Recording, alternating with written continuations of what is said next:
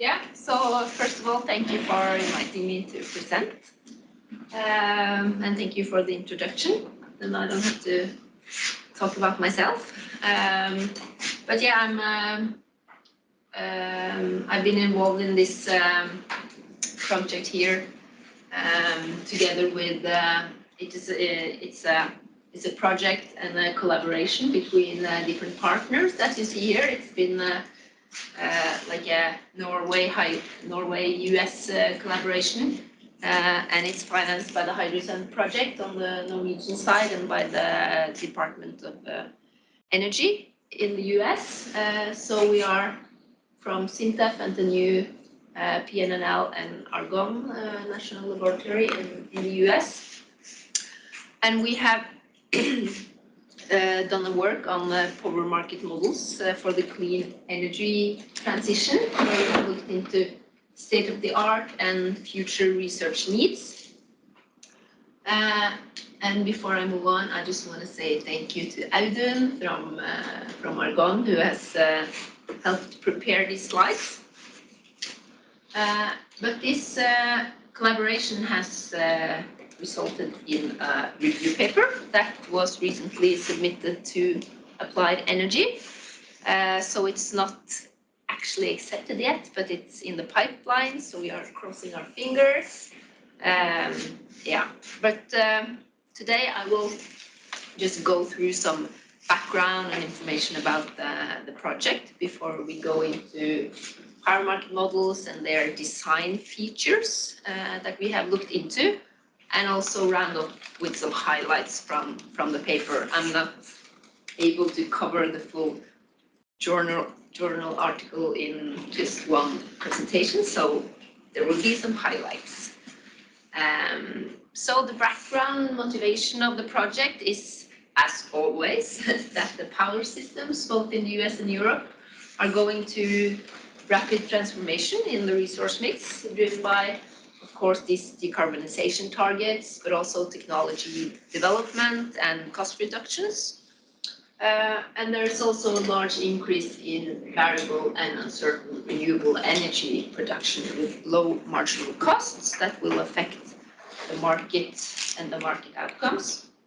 And in this, in this setting, flexibility from hydropower and other resources is increasingly important. So that's our background, and our key research questions has been if the current power or electricity market models are capable of analyzing this future system, and do they, to a good extent, predict future prices, and how suitable are they to assess the economic viability of hydropower and other storage resources and flexible resources. So what are the key gaps and areas for improvement in the current tools? So our approach to answer these questions was to review existing literature on models and power market models, and to identify some key gaps and opportunities. And I mentioned this was a collaboration between Argonne and PNNL in the US with Paris, Audun, Todd, Chi, and Abhishek on the US side, and in Norway it was me, Mikael from SINTEF, and Magnus Korpås from NTNU. So yeah, this is just an illustration of the complex future power system where it's getting more challenging to keep the balance between energy supply and demand. And it's, of course, it's driven by this very ambitious target to become zero carbon. So it's, the main things is increasing variable renewable energy production and electrification. And this is just some backgrounds on electricity markets, because they, of course, help to plan and keep the balance in the system through different market products. So this two tables summarize the market settlements in two markets in the US, PGM and ISO New England. And we see that most of the money is in the energy market and capacity and transmission. That's 98, 97%, while it's only like 2% of the system costs are in the operating reserves and ancillary markets. But the question is, what will this look like in the future? And what will the future revenue opportunities for market participants be? What services will they provide? And maybe most importantly, in these settings, are the market products represented in electricity market models? How should it be represented? So there's a debate about the suitability of current markets, new market designs. So this will, of course, play a role in future power market models. Today, most models are mainly looking into the energy market, the day-ahead market. And yeah, this just shows that hydropower is a big contributor to flexibility across all timescales. So here we see, yes, hydropower is contributing to flexibility on all these timescale. This was a survey done by, I guess, some hydropower producers.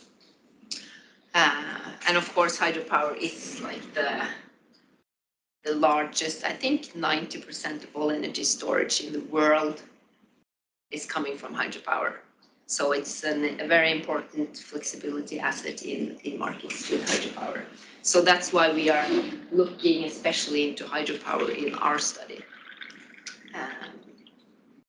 Okay, so what do I mean by power or electricity market models? This is a classification of power system models where they are divided into three categories depending on the system, the deep level of detail, the study horizon, and also the temporal resolution in the model. And power market models, they are a subset of power system models. They mainly focus on unit commitment, economic dispatch scheduling, and of course pricing of energy and reserve capacity. So it's kind of in here. And in our, this is a figure from the paper where we just look into some power market model use cases. So we see that they can be used to study market structure, resource operation, to understand the impact of uncertainty in decision making, invest different policies and how they will affect market players, for instance, and market outcomes, and also to understand the role of different resources, for instance, high penetrations of VRE. And they are used to inform decision makers in their questions. So it's very a lot of different use cases. These are maybe not all, but shows some different applications. And then in our study, we have reviewed 6 different power market model design features that will be important in the future. And so it's been temporal structure, price formation, the representation of grid services and products and different markets, uncertainty representation, storage representation, and hydropower representation in particular. And as indicated in the middle here, we see that looking into all of this, there's always a trade-off between how much detail and what characteristics you can add to the model and the computational tractability of the model. There's always a trade-off. You can add everything to a model. So you need to think about that. So we have, in my presentation now, I will just focus on and go a little bit into these 3 design features. So hopefully if the paper is accepted, you can look what we have found on the other topics. So yeah, representation of uncertainty is getting increasingly important because there's a lot of uncertainties connected to the power market. It always has, but with especially the integration of VRE, we are seeing that the level of uncertainty increases. So to represent this in models are becoming more important, and it's mainly like two main challenges in representing different uncertainties. We have listed a few of the maybe most common uncertainties here that you want to represent. So yeah, the first question is kind of how do you represent individual uncertainties and their correlations? So here do you use scenarios? Do you use probability distribution function, or do you use like an uncertainty set? And how you consider these uncertainties when you formulate and solve the model. So here are different types of model formulation you can use. The first of here are based on deterministic modeling, and then you have some other types of approaches where you can represent the uncertainty in the model. Yeah. But still today, like when you look at power market models that exist, most of them are still deterministic. And sensitivity analysis are often used to look at different outcomes of different parameters. Yeah, and then we looked a bit into the representation of storage, because that will be more important in the future power market due to this variability and uncertainty in VRE. And the challenge with storage is that there's a lot of different technologies, and they all have different characteristics. They can have different efficiency, different power limits, different lifetimes, and that makes it more challenging to kind of represent all of them in a model. But it's important to have the details to capture like the true flexibility and value of these resources. And they can also participate in several markets, so it will be important to include those markets and those revenue streams to actually evaluate these resources. And storage is also flexible on different timescales. You have short-term flexibility with fast response time. You need sub-hourly maybe resolution in the model. And then you can have like long duration storage where opportunity costs are important to schedule those resources in an optimal way, like for hydropower. And also this storage adds like this temporal linkage to the model. You need to look at the time steps in sequence to see the involvement of the storage. And for hydropower representation, we focused a bit on that. And it's because it's a good example of how all these 6 design features kind of impact the power market model through hydropower. And hydropower is subject to a lot of constraints, both technical, the watershed, and environmental constraints. Normally, these technical constraints are considered, while watershed and environmental constraints are often ignored or greatly simplified due to their computational burden. It's not always that easy to represent them mathematically in a model. And there's also a lot of like site specificity on these data. So data availability is also an issue here. But despite that, it's very important to represent it in the model. To capture how these assets can participate in different markets and to determine the value to the power system. And then we have, of course, different hydropower plant types and different topology in the cascade, the rivers. We have reservoir hydropower and pump storage and run a river, and they each have their different characteristics and constraints. And then we looked a bit into this specific problem hydrothermal coordination, because it's an example of how models are like tailored to a specific problem of optimal coordination of hydropower plants and thermal power plants.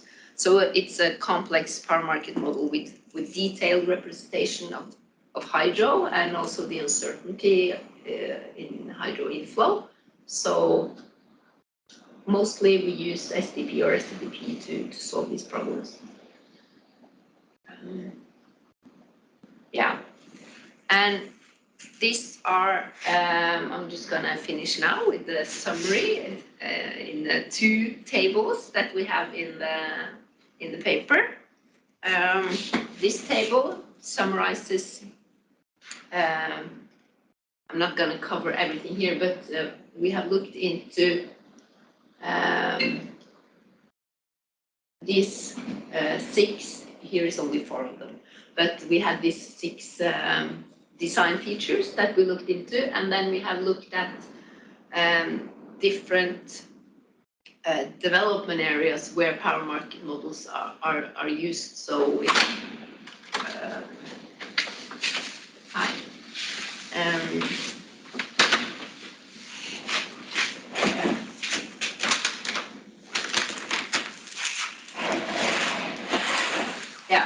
we looked into how these design features and what is important for them when we look at variable renewable energy, you model energy storage, demand response, and sector coupling. These are all 4 areas that are more what you call, there's a lot of study on these 4 things. So for an example just here, not to cover it all, but look at the modeling of the impact of VRE. There's been a number of different studies analyzing the impact of increasing VRE penetration in the recent years, and they have generally found that the price volatility increases together with the importance of modeling capacity markets, reserve markets, and different flexibility markets, and co-optimization. And there will also, of course, be a greater level of uncertainty in the market clearing, and of course, more variable production on sub-hourly timescales. So that highlights the need for more temporal resolution. So we have written down the main considerations regarding each design feature here in the table. And here is the last 2 design features. And then we had another table showing future power market trends here. Like there's a trend that we will have increased integration of multiple markets and sector, like sector coupling. We'll have more VRE penetration, more storage, and how does that apply for different model needs? For instance, we have the increased VRE penetration. You see this, the colors show like the level of need. So a dark green means there's a high need for better uncertainty representation due to this trend with increasing VRE penetration. But for increasing VRE penetration, we don't have that much need for representing opportunity cost functions. But if we look at storage, there's a high need for having these opportunity cost functions, like water values for hydropower, but like different value for other types of storage. So we try to make this overview. There's also a few more columns here. So that's kind of one of the concluding findings in the paper, where we try to map this. And then we have some key areas for improvements in models. So to sum it up,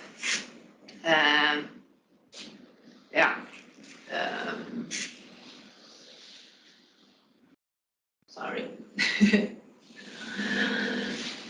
we found found that there's an improved need to represent the operational constraints, intertemporal dynamics, opportunity costs, and different revenue streams for flexible resources, including hydropower and energy storage, to evaluate that. And there should also be an improved representation of long-term markets for capacity, operating reserves and other ancillary services, together with these other markets, because we believe they will become more important for the revenue of listed assets and for investments. There should also be worked on better co-optimization methods to coordinate the clearing across market products like energy and resource products, and the interactions between different energy sectors, and also to enhance the representation of uncertainty in demand, supply, and costs, while also trying to maintain the computational tractability of these tools. And last, enhance models to consider sub-hourly resolution to represent the variability from VRE, opportunity cost, and of course the flexibility needs that this will lead to. But kind of the main conclusion is maybe that we need a large toolbox, because we cannot fully capture the dynamics of future power systems in like one model to address all the different use cases and all the different like problems and questions you want to have an answer to. So we need a large toolbox with models that are tailored to like specific needs and problems to address all these challenges in the future of power system. So yeah, this is just some references and also our sponsors on the Norwegian and US side. So thank you for listening, and if there are any questions or comments,